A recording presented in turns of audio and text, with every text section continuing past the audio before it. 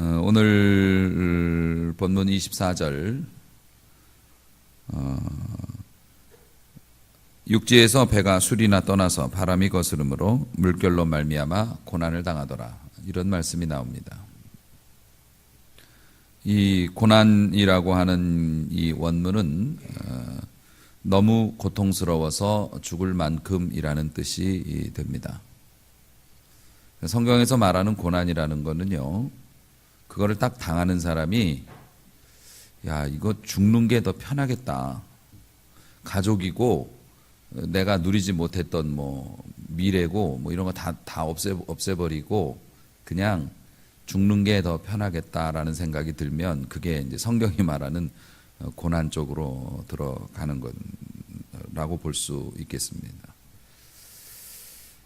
그러니까 이거는요, 성경이 말하는 고난, 뭐 세상의 고난이 그렇습니다만은 어떤 사람은 큰 파도가 아닌데도 죽고 싶다고 할 수 있고요.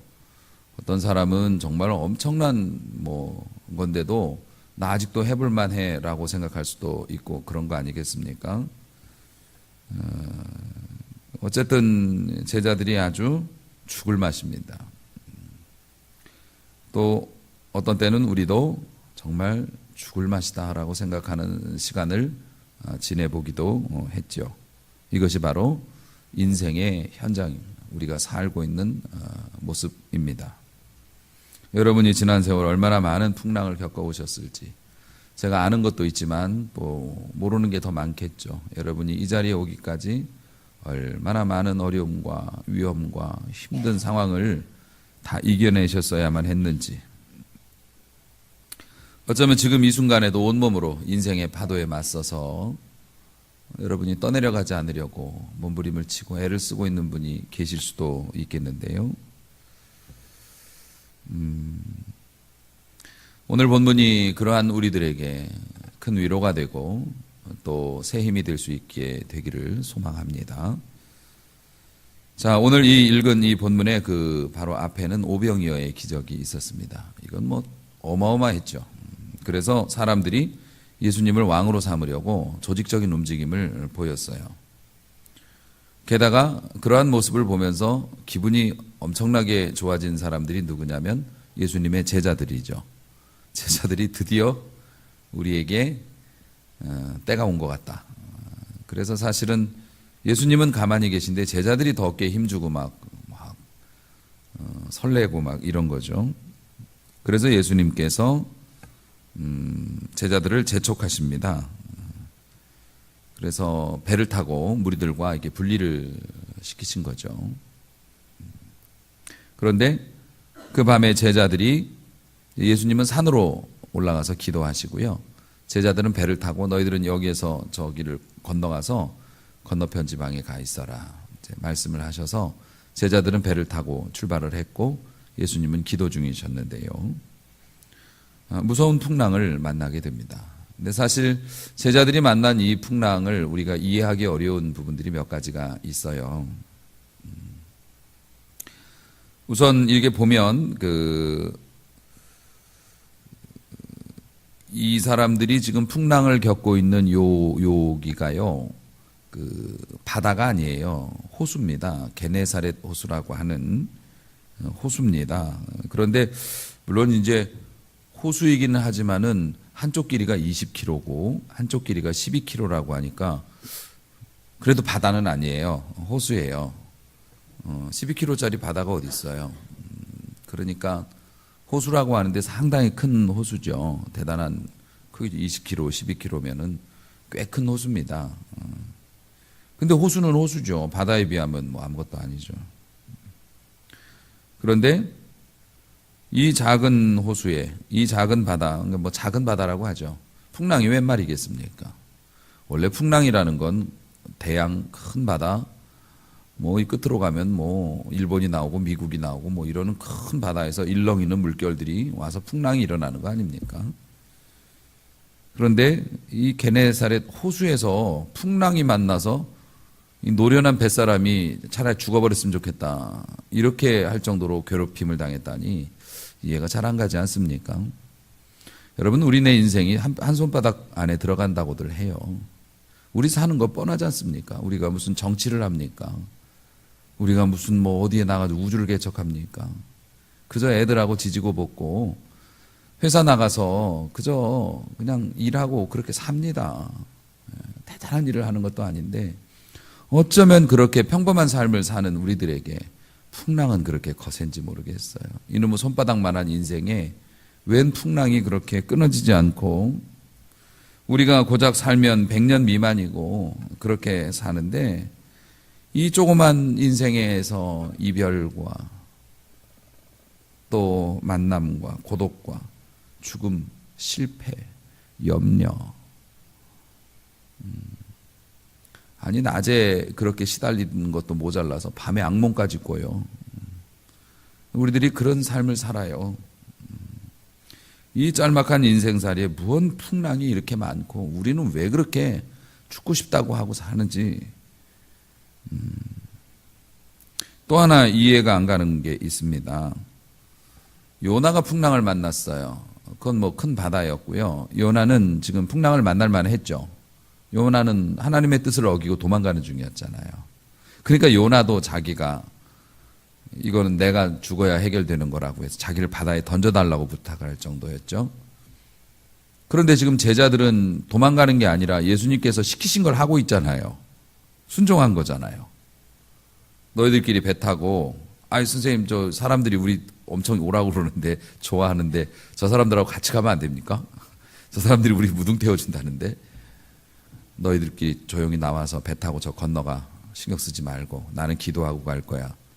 그래서 제자들은 예수님의 말씀에 순종해서 배 타고 나왔는데 이 웬 풍랑입니까? 아니 교회 다니다 보면 하나님 잘 믿고 신앙생활 되게 열심히 하는데 가정에 왜 그런 일이 있습니까? 왜 그런 불행한 일이 생깁니까? 왜 예수 잘 믿었는데 안 믿는 사람만도 못한 일들이 안 믿는 사람에게도 일어나지 않을 남들이 보면 막 벌받았다고 할 만한 그런 험한 일들이 믿는 사람의 가정에 또 특히 교회 일꾼들 가정에 그런 일이 생길 때 보면 이해하기가 좀 어렵죠. 제자들이 풍랑 만난 거 이해 못하는 것처럼 말이죠.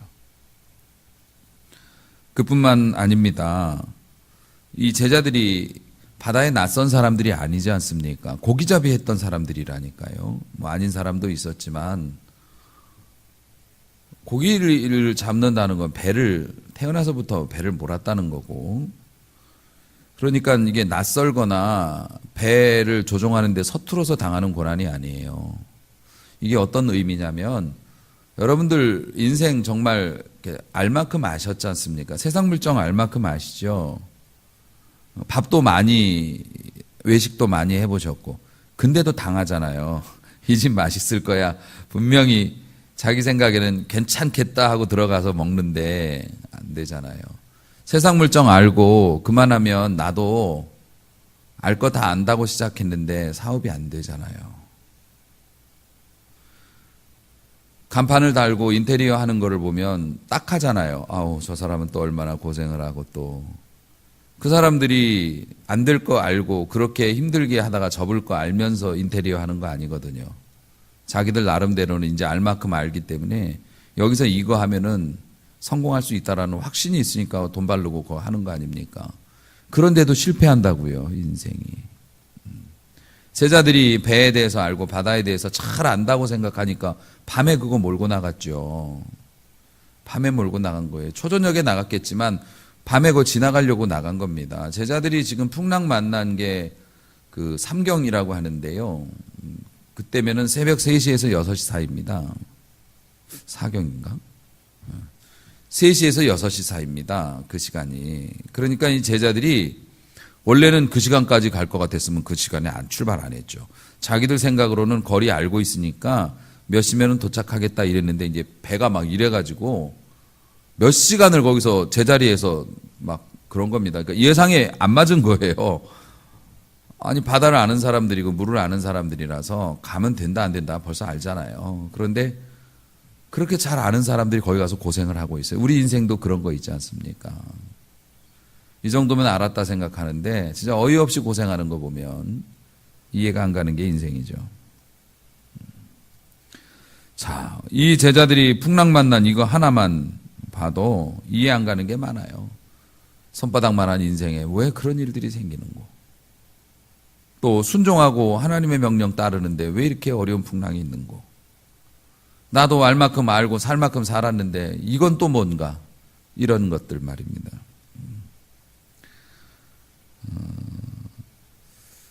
이러한 것들에 대한 대답이 오늘 본문의 내용입니다.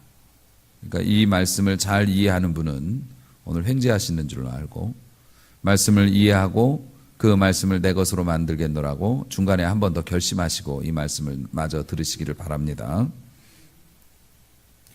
자, 이렇게 제자들이 이제 난리 나고 고난을 당하더라. 차라리 죽었으면 좋겠다. 이러고 있을 때 예수님이 밤 사경이군요. 사경. 바다 위로 걸어서 제자들한테 다가오셨습니다. 그리고 제자들이 예수님을 보고 참 대단한 말을 했죠. 유령이다 그랬습니다. 유령이다. 설마 예수님이 흰 옷 입고 다녀서 그래 밤에. 그 막 바람이 부르니까 물결이 치는 거거든요. 바람이 막 물보라 치고 막 배가 막 일렁거리고 막 잡어라 저기 어떻게 했냐 뭐 이거 뭐냐 어느 쪽으로 가야 되냐 뭐 너 똑바로 앉아 있어라 막 뒤집어질 거 아니에요. 막 그중에 통하는 사람이 있을 거고 막 그러고 있을 때 이렇게 보니까 얼마나 깜깜하겠습니까? 불도 없을 텐데 희끗희끗한 게 걸어서 오면 유령이라 소리 나오죠. 제자들의 흑역사입니다. 이게 지금 굴욕이죠, 굴욕. 유령이다. 예수님 보고 유령이라고, 귀신이라고 이제 놀래서 막 와 하고 소리를 질렀겠죠. 그러니까 예수님께서 많이 두려워하지 말라 이제 말씀을 하시고 진정을 시켜 주셨어요.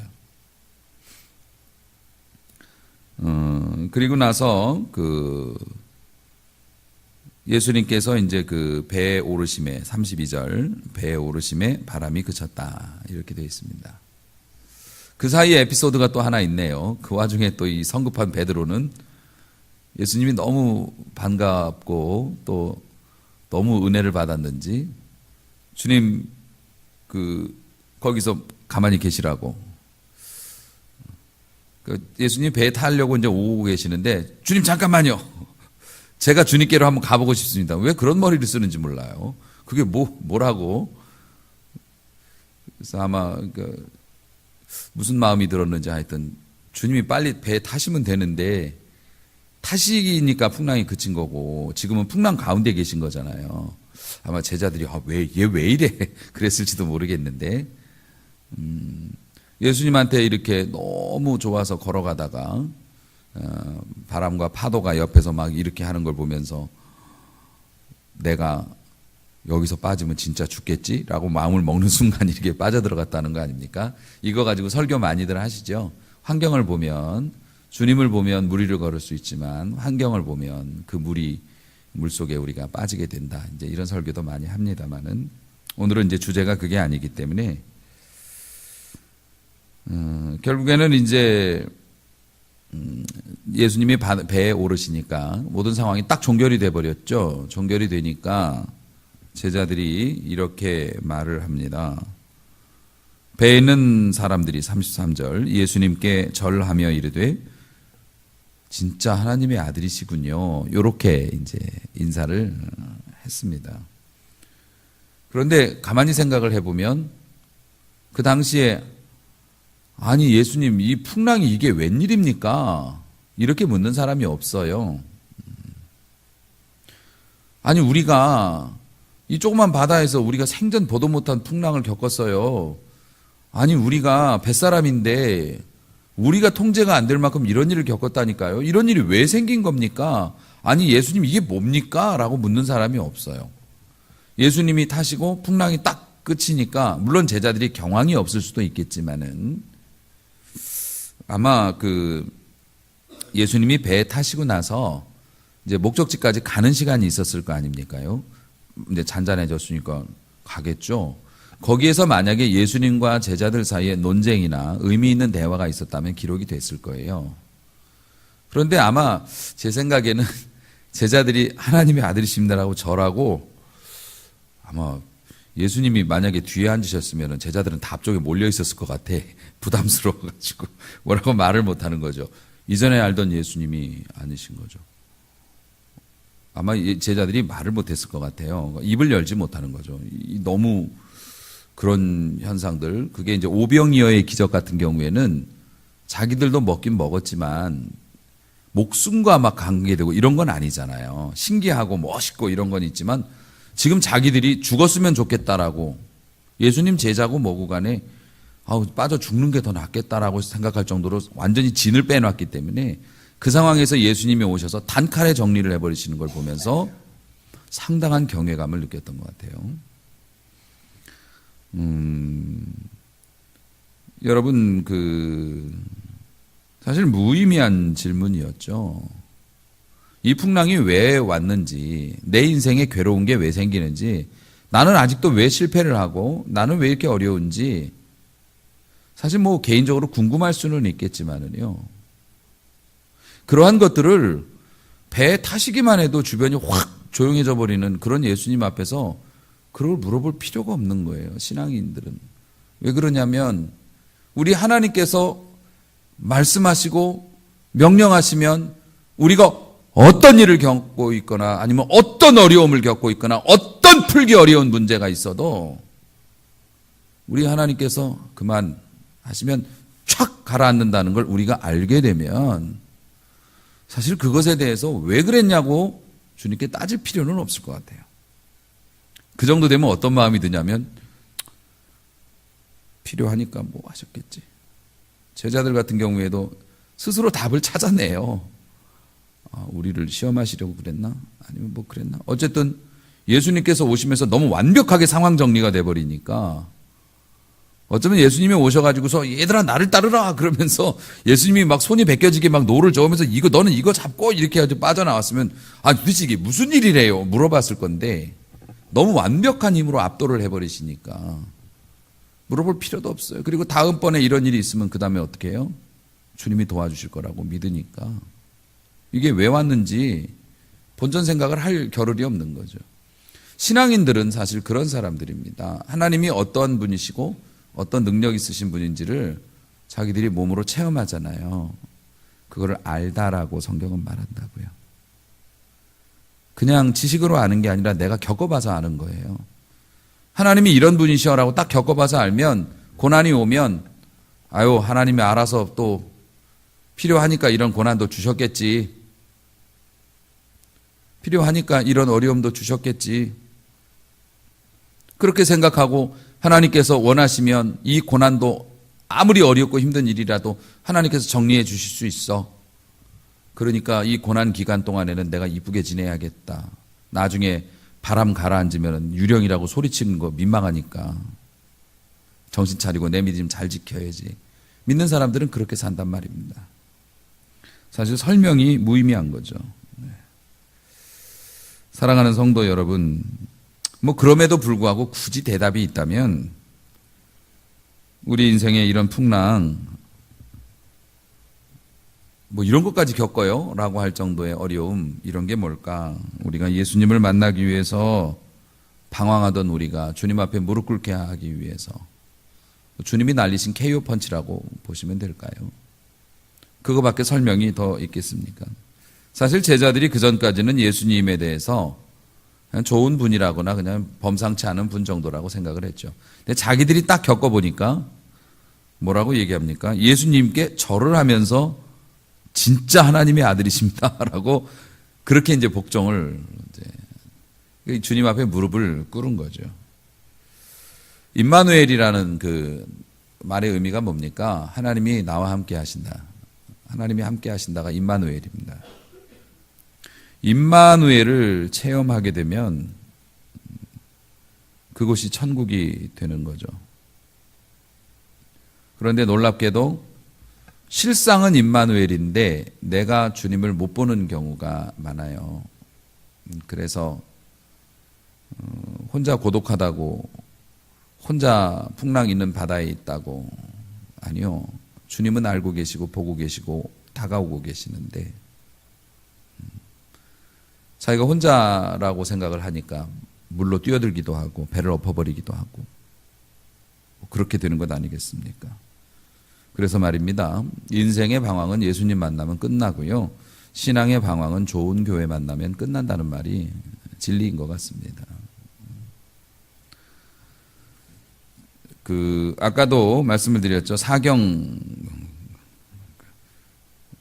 사경을 헤맨다 뭐 이런 얘기가 있는데 이건 성경적인 얘기는 아니에요. 그건 죽음의 문턱을 헤맨다는 뜻이고요. 성경에서 1경, 2경, 3경, 4경씩이 있어서 그 시간을 이렇게 4조각으로 나눈 겁니다. 나눈 건데 이제 새벽 3시에서 6시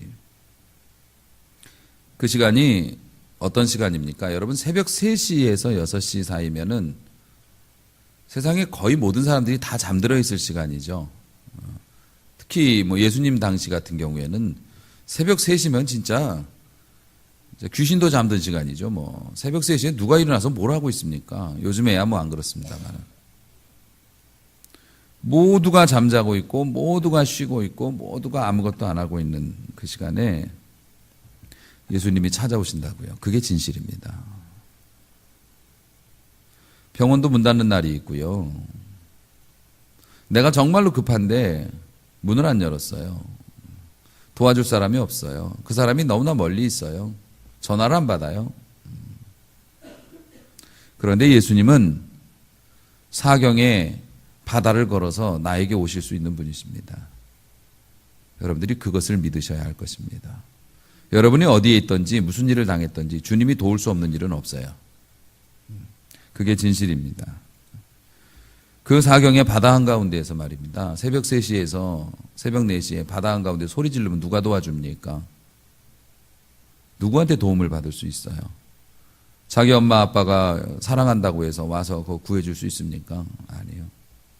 거길 걸어서 오실 수 있는 분은 예수님밖에 안 계시고요. 우리 인생에 그렇게 오셨고 10번 100번이라도 그렇게 또 오실 겁니다. 그러므로 기도하기만 할 수 있으면 우리는 소망이 있습니다. 오늘 본문은 인생에 생각지도 못한 어려움을 겪어가면서 진짜 내가 이런 것까지 겪어야 되라고 하는 고민에 있는 사람들에게 이 대답을 주고 계신 겁니다.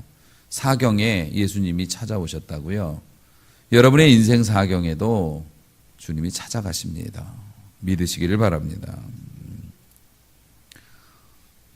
아무도 몰라보고 아무도 못 듣고 아무도 여러분들을 안 도와줘도 예수님은 알아보시고 지켜보시고 찾아오신다. 또 물 위로 이제 걸어오시는 예수님 보면은 사람들은 이렇게 신앙생활을 합리적으로만 하려고 해요. 그래서 오병이어의 기적 같은 거 신앙생활을 이렇게 좀 논리적으로 하시는 분들이나 아니면은 자유주의 신학자들은 뭐 이렇게도 표현을 하죠. 뭐 이런저런 이렇게 문법적인 그런 재주를 부려가지고 그 사람들이 주장하는 건 그거예요. 오병이어의 기적 내가 설명해 주지. 사람들이 다 자기들 먹을 거 꿈쳐갖고 온 거야. 그리고 다 감추고 있었어.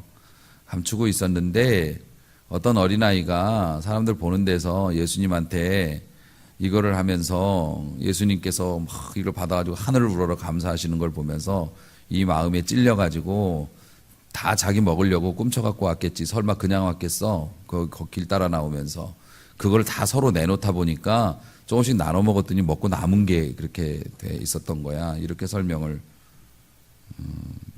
하기도 하고 그럽니다. 뭐 홍해가 갈라진 사건이나 이런 것들도 유사한 그러니까 이 뭐 성경의 단어들이 이제 한 개만으로 번역되는 게 아니잖아요.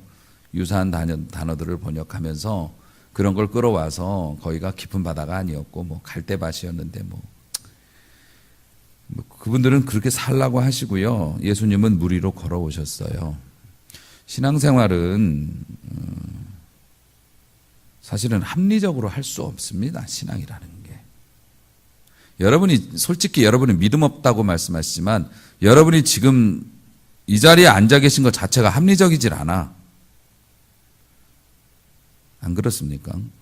여러분이 어떤 사람들인데 이 자리에 지금 앉아 있습니까? 여러분들이 얼마나 깍쟁인데 여러분들이 얼마나 그런데 이 자리에 이렇게 앉아 계신 거예요. 이게 합리적이지 않아요. 신구약 성경은 기적의 책입니다. 신구약 성경에서 기적 없는 건 딱 2장밖에 없어요. 어딘지 아세요? 세린이 알아? 성경 전체에서 기적이 안 나온 게 딱 2장이야. 몇 장 이게? 넌센스 퀴즈야. 알아맞혀봐. 성경에서 기적이 안 나오는 장이 딱 2장 있다니까. 내가 얘기하고 있잖아 지금. 앞장과 뒷장. 앞표지하고 뒷표지 말고는 다 기적으로 가득 차 있다고요. 여러분, 성난 파도를 밟고 주님이 오셨습니다. 결국 어떤 사람들은 성난 파도를 베드로처럼 밟을 수 있는 사람이 있는가 하면 그 파도에 휘둘려 가지고서 정말 추한 꼴 보이고 살아간 사람도 얼마나 많습니까? 신앙생활 하시는, 신앙생활을 빼고도 뭐 결혼을 해가지고서 가정을 이루고 사시면서도 가정에 어려움이 와가지고 혹독한 어려움을 겪어서 가정이 해체되는 경우도 있잖아요. 도저히 못 살겠다 우리는. 지긋지긋하다. 이러면서 뭐 남편이 집을 나가고 안 들어오고 아내가 집을 나가서 안 들어오고 이러는 가정도 있고요. 또 어떤 가정들은 그러한 혹독한 어려움을 통해서 오히려 더욱 부부나 가족들과의 관계가 돈독해져서 나중에 잘 돼서 지난날에 그것을 영광스럽게 추억하면서 사는 복된 가정도 있고 그렇습니다. 결국 풍랑에 휩쓸리느냐 풍랑을 밟고 가느냐. 세상 사람들은 얘기합니다. 풍랑을 어떻게 밟나. 성경은 기적의 책이고 예수님은 우리에게 기적을 주시는 분이세요. 예수님이 풍랑을 밟았으면 베드로처럼 우리도 풍랑 밟을 수 있다고 말씀하시는 겁니다. 베드로가 괜히 거기서 그 사건을 일으킨 게 아니에요. 주님이 그 감동 주시고 너희도 풍랑을 발로 밟을 수 있어 라고 말씀하십니다. 그렇게 해야 된다고 말씀하시고 그렇게 할 수 있다고 말씀하십니다. 주님 잘 믿으면 우리도 환경을, 풍랑을 밟고 지나갈 수 있습니다. 그뿐만 아니라 오늘 이 주어진 본문을 보면 반복적으로 등장하는 단어가 있습니다. 22절 여러분 한번 보세요. 마태복음 14장 22절. 자, 한번 보시죠. 조금만 읽어보세요. 시작. 예수께서 즉시 제자들을 재촉하사. 여기까지만 읽으시죠. 자, 그 다음에 27절 한번 보세요. 한번 읽어보시죠. 예수께서 즉시 이르시되 안심하라 나니 두려워하지 말라. 자, 31절 한번 보시죠. 시작. 예, 여기까지만 보시겠습니다. 요 세 읽은 말씀 중에 공통으로 나오는 단어가 뭡니까? 예, 즉시입니다.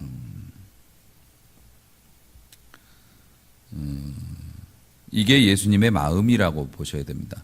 우리 신앙생활 하는 사람들이 제일 신앙생활 하면서 힘든 게 뭐냐면 타이밍 맞추기예요. 나는 즉시 응답해 줬으면 좋겠는데 하나님께서는 응답을 안 해주신 거거든요. 그리고 김 다 빠지면 응답해 주시고 주시려면 좀 넉넉하게 주시면 좋은데 죽지 않을 만큼만 주시고 뭐 이런 것 때문에 우리가 많이 힘들어 합니다. 그런데 사랑하는 성도 여러분, 우주라고 하는 게 세상이라고 하는 게 시계처럼 맞물려서 돌아가는 것이기 때문에 하나님께서 물론 기적으로 뭐 모든 걸 다 이렇게 하실 수도 있지만은 여러분만 사는 세상은 아니잖아요.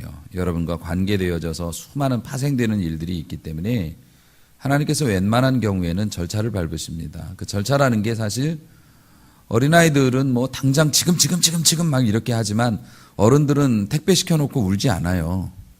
왜냐하면 하루 지나야 온다는 걸 알고 있기 때문에 기대하고 기다리고는 있는 거지. 어린애들은 시켰는데 왜 안 오냐고 짜증내고 막 힘들어하고 그럽니다. 그런데 사랑하는 성도 여러분,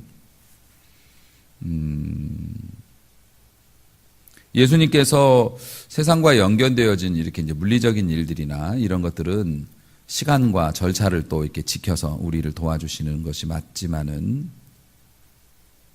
예수님께서 즉시 하시는 일들이 있으세요. 여러분의 마음에. 내가 외로워서 혼자 눈물 흘리고 있어요. 내가 두려워하고 있어요. 세상에 아무도 날 도와줄 사람이 없어요. 여러분이 주무시다가 너무 몸이 아파서라든가 아니면 마음이 두려워서라든가 뭐 악몽을 꾸었다든가 아니면 막 영적인 어떤 그런 기운에 눌려가지고서 막 그러고 있는데 집에 아무도 없어. 그럼 누가 와서 여러분을 도와줄 수 있을까? 119를 불러서 제가 악몽을 꿨는데요. 이럴 수도 없잖아요. 근데 너무 나에게는 고통스럽고 두려운 일이잖아요. 또 어떤 일에 대해서 내가 막 공포를 가지고 있었고 내가 막 너무 싫고 힘들어요. 그런 일들이. 예수님께서 우리들의 마음을 또 우리들의 삶에 이렇게 찾아오시는 걸 보면 예수님께서 바꿔주실 때 보면 즉시 바꿔주시는 게 있어요. 여러분들이 그런 걸 많이 좀 경험을 했으면 좋겠습니다.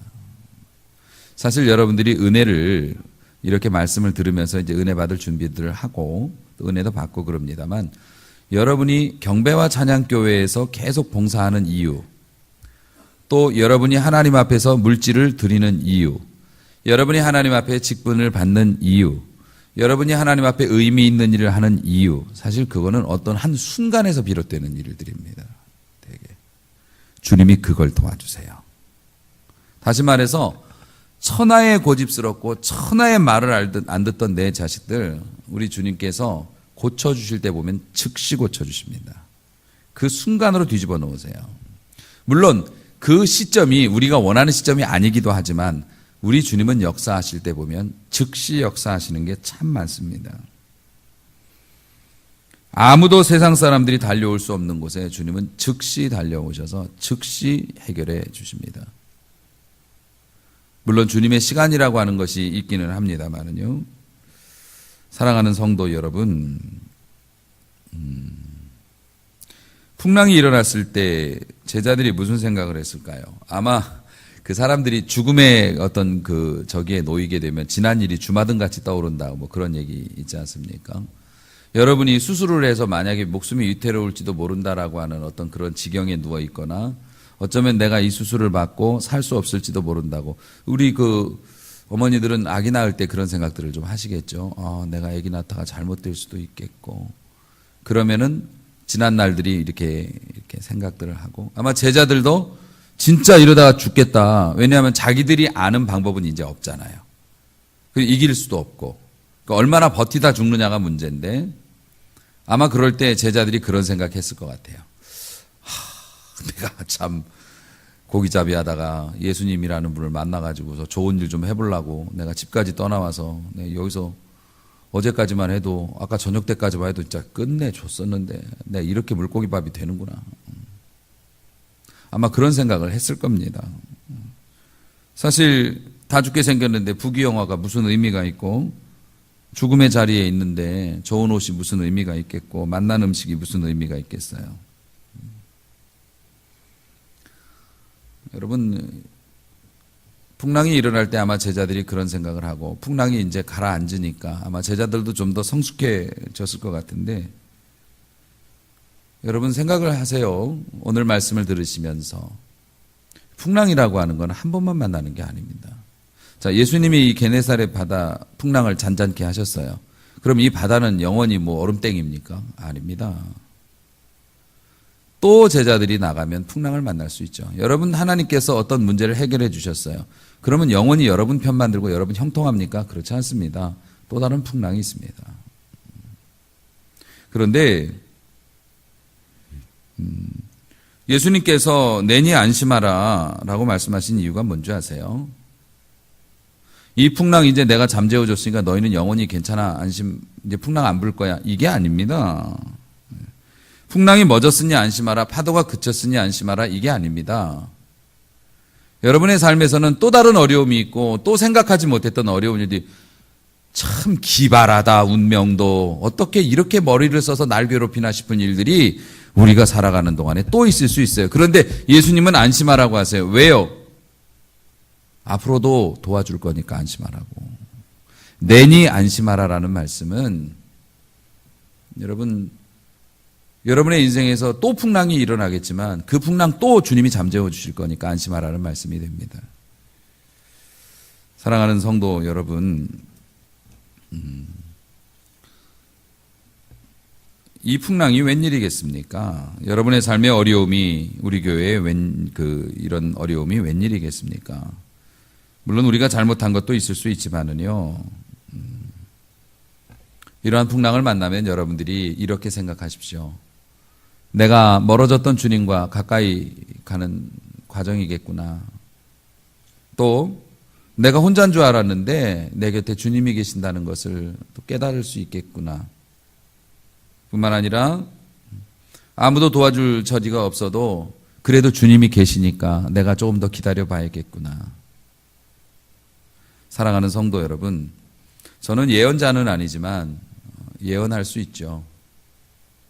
여러분이 어떤 일을 만나고 어떤 기가 막힌 상황을 만나도요, 심지어는 여러분이 죄를 지어서 여러분이 잘못해서 그런 상황이 벌어졌어도 주의 이름을 부르면 구원을 받습니다. 예수님 이름 부르고 예수님 도와주세요. 예수님 함께 해주세요. 그리고 예수님이 그런 여러분이 어려움을 겪을 때 은혜를 더 주십니다. 은혜를 더 주셔요. 은혜 더 주시고 그렇게 주시는 은혜 가지고 또 내일을 준비하게 만들어 주시니까 여러분의 삶에 오는 풍랑을 이상히 여기지 말고 그때를 주님 만날 기회, 은혜 받을 기회라고 여기고 더 열심히 인내하시면서 순종해 보십시오. 주님께서 우리의 배에 올라타 주셔서 내니 두려워하지 말라 말씀해 주시고 올라타 주시는 것만 해도 다 잠잠해질 것이고요. 또 풍랑이 온다 해도 그 주님 우리 주님이시니까 너무 염려하거나 두려워하지 마시고 오히려 내 믿음을 더 강하게 만들어 주시는 주님의 섭리라고 이해하시면 우리가 반드시 승리하게 될 줄로 믿습니다.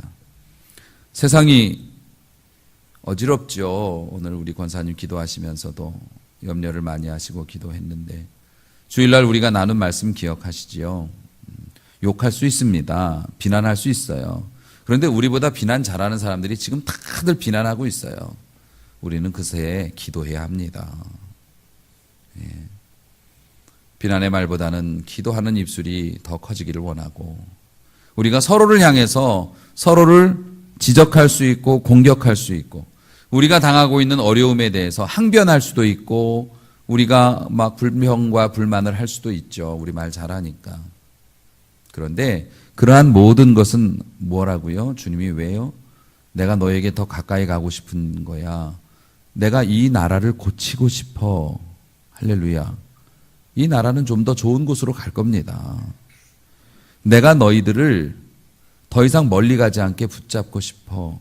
이전에는 친구고 이전에는 그냥 사업의 파트너고 이전에는 그냥 따라가면 뭐 좀 괜찮겠구나 외롭지 않겠구나 해서 너희들이 나를 그런 존재로 생각했다면 이제는 나를 하나님의 아들로 깨닫고 그렇게 만들어주고 싶어. 결국 제자들은 그런 주님을 만나고 위대한 주의 종으로서 역사의 이름을 남기지 않습니까? 하늘나라의 위대한 별들이 되었지 않습니까? 그러므로 풍랑을 두려워하지 말고 주님과 멀어지는 것을 두려워하며 풍랑이 온다면 주님을 더 가까이 만날 기회라고 생각하면서 조금만 참으시면 우리 하나님께서 은혜의 날, 평화의 날, 안정의 날 그리고 더욱이 주님과 더 가까워지는 축복의 날로 변화시켜 주실 줄로 믿습니다. 그렇게 사시고 다 승리하시기를 주님의 이름으로 축원합니다.